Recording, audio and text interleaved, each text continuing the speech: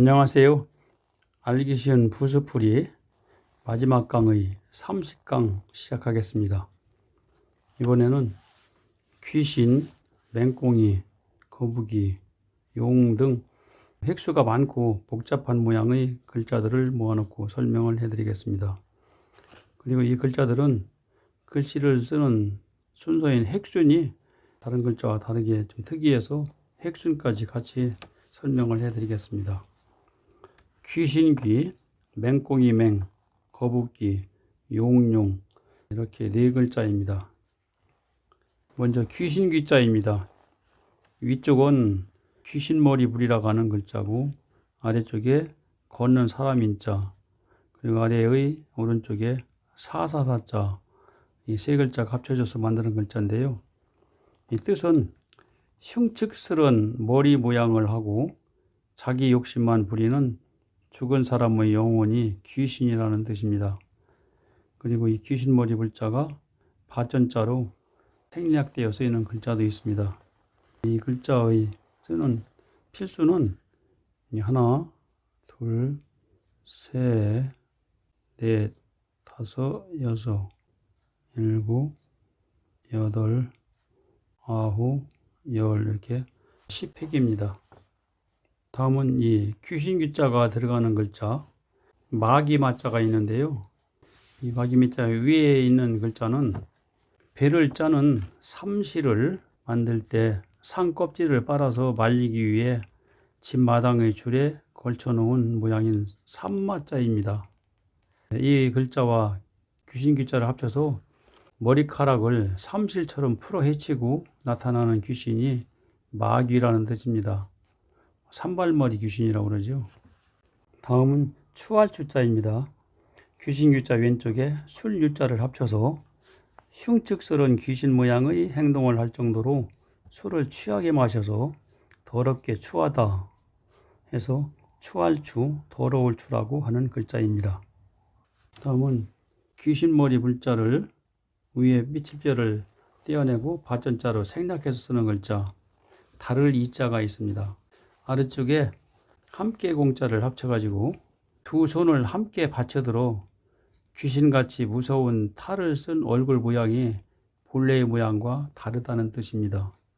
두려워할 외자는 위쪽은 귀신머리 글자, 이 글자가 생략된 글자고 아래쪽은 변화할 화자가 변형된 글자입니다.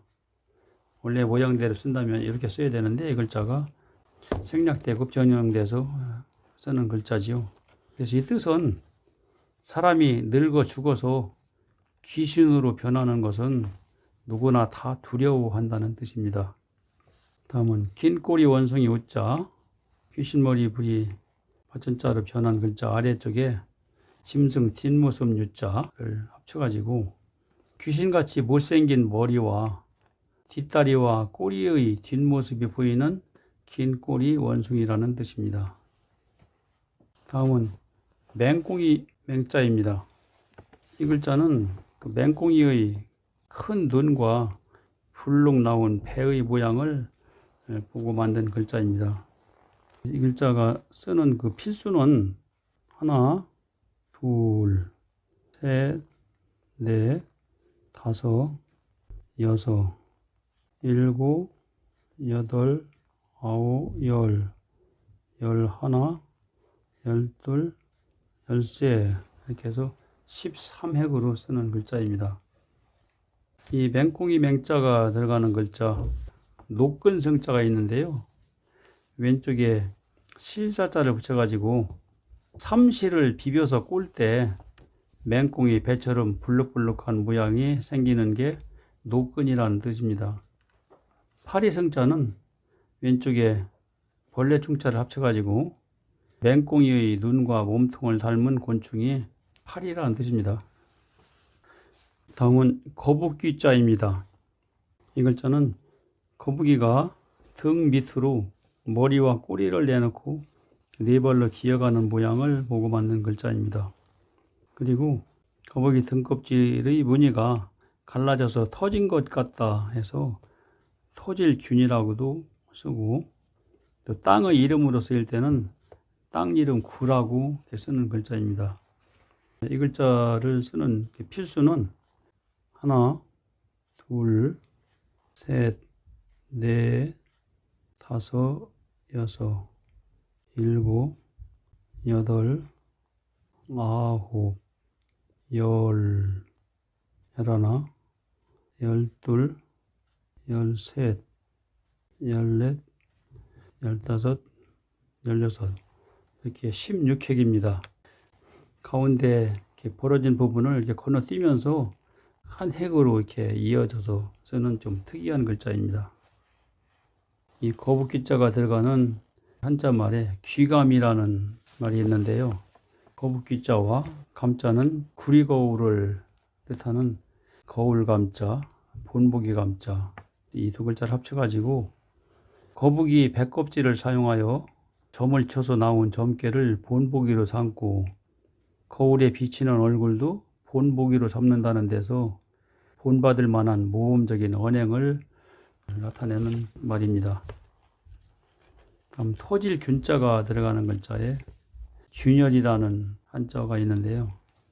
토질 균자와 찢어질 열자를 합쳐가지고 거북이 등껍질 무늬가 갈라져서 터져 있는 모양과 옷이 찢어진 모양을 합쳐서 금이 가고 틈이 생긴 것을 말합니다. 다음은 땅 이름 구자로 쓰이는 글자 구미라는 말이 있는데요. 지역 이름이죠. 땅 이름 구자와 꼬리 미자를 합쳐가지고 이 글자의 뜻으로만 보면 거북이 꼬리 모양을 닮은 지역이라는 뜻이네요. 마지막으로 용용자입니다. 이 글자의 왼쪽 위쪽은 몸을 이렇게 세운다는 이게 설립자, 세울립자, 아래쪽은 몸이나 살을 나타내는 고기 육자가 변한 육달월, 그리고 오른쪽은 날빛자가 생략되고 또 변형된 그런 모양의 글자, 이게 세 개의 글자를 합쳐가지고 용이 머리를 치켜 세우고 몸뚱이를 꿈틀거리며 하늘로 날아오르는 모양을 보고 만든 글자입니다. 이 용용자를 쓰는 그 필수는 하나, 둘, 셋, 넷, 다섯, 여섯, 일곱, 여덟, 아홉, 열, 열하나, 열둘, 열셋, 열넷, 열다섯, 열여섯, 이렇게 씁니다. 그리고 여기 날빛자도 쓰는 필순이 좀 특이하니까 한번 써보겠습니다. 하나, 둘, 셋, 넷, 다섯, 여섯, 일곱, 여덟, 아홉, 이렇게 구획으로 쓰는 글자입니다. 이 용용자가 들어가는 글자 귀머거리 롱이라는 글자가 있는데요. 용용자 밑에 귀자를 합쳐가지고 용이 하늘로 올라갈 때 울려 퍼지는 천둥 소리도 귀로 듣지 못하는 귀머거리라는 뜻입니다. 농아라는 말이죠. 귀먹은 아이들. 다음 대바구니 롱자. 글자는 대죽자 밑에 용용자를 합쳐가지고 대나무를 쪼개서 용트림하는 모양으로 돌려가며 엮어서 만든 대바구니라는 뜻입니다. 대바구니 모양의 만들어 놓고 그것에 공을 던져서 넣기를 하는 농구라는 구기가 있죠. 그런 데 쓰는 글자입니다. 이상으로 알기 쉬운 부수풀이 강의를 모두 마치고 앞으로 다시 기회를 만들어서 알기 쉬운 한자 강의를 이렇게 해드리겠습니다. 그리고 제가 알기 쉬운 한자 풀이 책을 출판을 했는데요. 이 책을 구입해서 보시면은 지금까지 설명드렸던 이 부수 풀이에 대한 내용, 그리고 또 한자 풀이에 대한 내용들이 자세히 설명이 되어 있습니다. 제가 출판한 이 책은 1급서부터 7급까지 급수별로 이렇게 출판을 했고, 출판사는 북크크라고 그런 회사입니다. 혹시 구입하실 분은 인터넷에 들어가 가지고 구글로 들어가면 그곳에 북크크라고 치고 도서 찾기에 가가지고 도서명 저자명에다가 지보화라고 저자 이름을 쓰고 엔터를 하면 책이 쭉 나열이 되어 있습니다. 그 중에서 책을 선택해서 장바구니에 담아가지고 주문을 하면은 구입을 할 수가 있습니다. 그리고 인터넷의 네이버나 다음으로 들어가시면은 북크라고 치고 거기에 서점을 누르고 또 기타를 누르고 거기에 도서명 저자명에 위에 똑같이 그 지보어라고 쓰고 엔터를 하고 책을 선택해서 장바구니에 담아서 주문을 할 수가 있습니다. 그동안 알기 쉬운 부스풀이 시청해 주셔서 감사합니다.